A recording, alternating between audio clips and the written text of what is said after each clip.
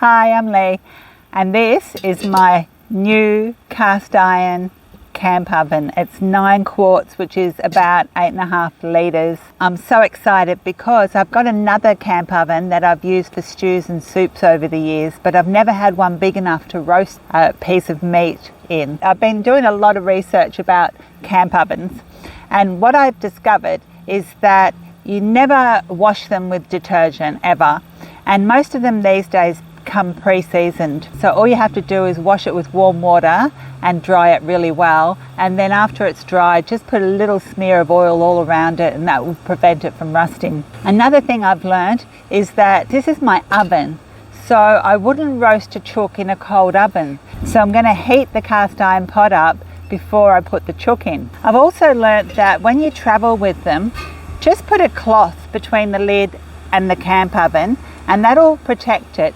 because if they do smash into each other, they can crack. How to know if your camp oven's the right temperature? Well, Jack and Reg Absalom, I got their book. They're iconic Australian Outback legends, and they said the paper test is a good indication how hot your oven is. So I'm aiming for a moderate oven, and the paper should turn yellow, and that will give me about 160 degrees, 180 degree oven. A slow oven, it'll just form a little crust around the paper. A hot oven, it'll be light brown, and a very hot oven, it'll be dark brown. And if it's black, it's too bloody hot. That's what I've also learned from Jack and Reg Absalom. If you use timber, try not to use pine. It doesn't give you good coals. But if you use timber, have your fire going for a good couple of hours. I suggest 3 hours before you start, because we want the coals. An alternative is to buy the little briquettes you can get from your hardware shop, and they're easier and faster.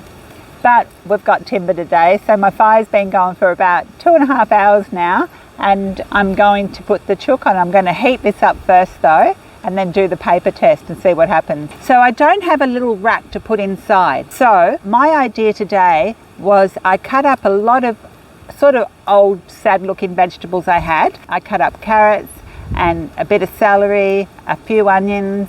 I didn't worry about peeling them. Some cloves of garlic. I had an old sweet potato. I chopped that up as well. I'm going to put that in the base of the oven, and the chicken is going to sit on that. And hopefully, if the veggies don't burn after the chook is cooked, I'll put some water in and make a lovely gravy.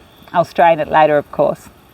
So that's the idea with the chicken. With the chicken, I smothered it in butter, and then I tried to put some butter underneath the skin as well, and I stuffed a lemon inside, which I had pricked a few times and rolled around to try and get more juicy, and that went inside the cavity, and also some fresh rosemary and some unpeeled garlic, and then salt and pepper over it, and that's it. So with the veggies, I've got a little grill plate, and I'm going to put that over the hot coals, and I'm going to cook the veggies on that. So I prepared carrots. So with the carrots, I cut them into battens, and then I did a double alfoil, and then I put a little bit of butter on top, and then a little bit of honey and a bit of salt and pepper, and then I wrapped them up really tightly. So they should be honey carrots, and they should be delicious. And then with the zucchini, I cut it into rounds, and I also put it on a double thickness of alfoil, like serving size pieces. And then I put some butter on, some salt and pepper, and just a little bit of water, just a tablespoon or so of water, and then I wrapped them up really tightly. And then with the potatoes, I did basically the same thing. Double thickness of alfoil, bit of butter, salt and pepper, and wrap them up tightly. Now the potatoes should take about an hour on the grill plate, and the carrots should take about the same time actually, and the zucchini should only take about 40 minutes. 30 to 40 minutes. So I think that's covered it. Now I'm going to check the fire and distribute the coals for my camp oven. I'm a little bit excited.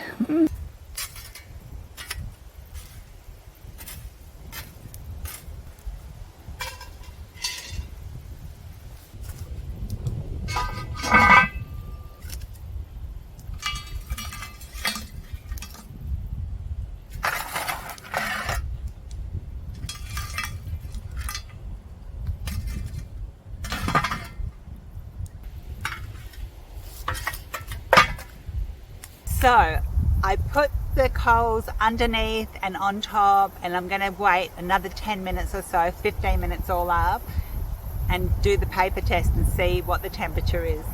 And I forgot to mention, Mike made me these so I can just lift the camp oven out of the fire without burning myself. So thanks, Mike. We'll see how they go. Now let's wait. Okay, in goes the paper. And I'm after a light brown colour. It's looking pretty good. So the book says light brown is a moderate sort of oven. I think I'm happy with that. So I'm going to tip my vegetables in that I cut up for the base to rest the chicken on with a little bit of oil.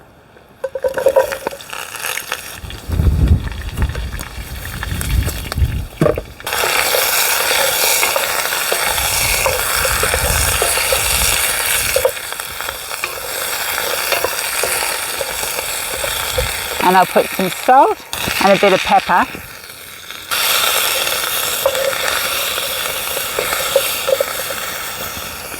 Over the vegetables. Now for the chook.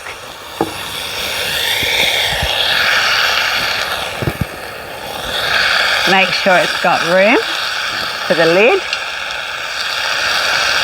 Maybe I put too many veggies on the bottom.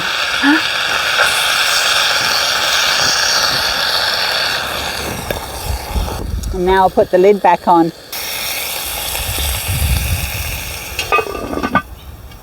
There's a few coals on top. I won't put any more on.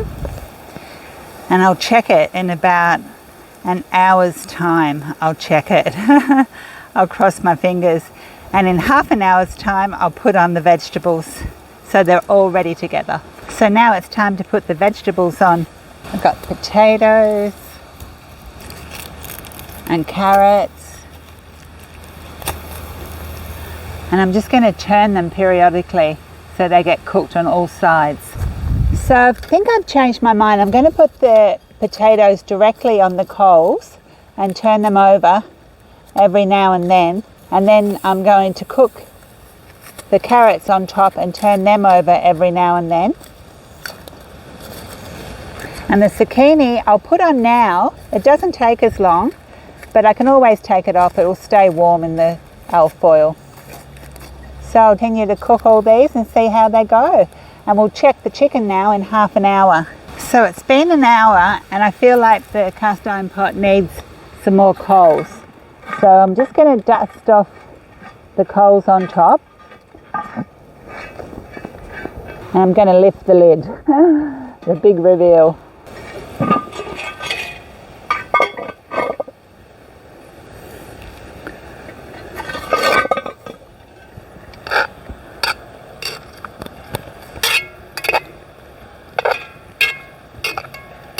So it's been 1 hour, but I know it needs coals. Nothing's burnt, so that's great. I'll be able to make gravy, and the veggies are lovely and tender. And it looks so juicy.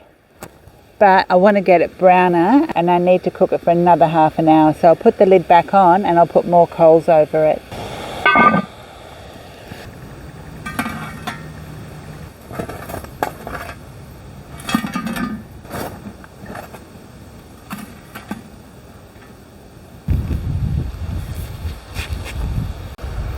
So it's been half an hour. I put a pot of water on the stove in hope that the veggies are not burnt and I can make a gravy. The potatoes tender, the carrots are tender, the zucchini's tender. Oh, wonderful. Okay, the veggies are good. Now for the big reveal. Let's see how the chook went. Hope it got a bit of colour.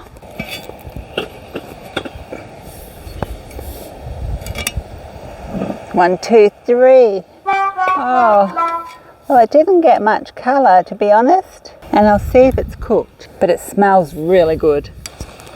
So if the thigh and the leg pulls away easily, then it's cooked, which it does. But I'm just a bit disappointed it didn't get more brown. I'll turn it over, see what the underside looks like. It's definitely cooked, everything's falling away, but it should be delicious. And now I'm going to put it on a plate and wrap it up and rest it while I make the gravy out of the vegetables. It's super tender. I can tell you that much. Huh? 1, 2, 3. This will make an awesome gravy. Maybe I had too many vegetables in there. I don't know, but I'm not giving up. So what I'll do is I'll just add a little bit of boiling water that I've had on the grill and thicken it up with a cornflour slurry, and then when I'm inside I'll just strain it, and that should be a lovely gravy. And that's brown, so that will make the chicken look more attractive. Now I've got a little cornflour slurry here that I made up. It won't take much, which is just corn flour and a little bit of water. Oh, that's going to be the best gravy ever. Can't wait to taste it. So I'll put the lid back on and holler for help. Mike!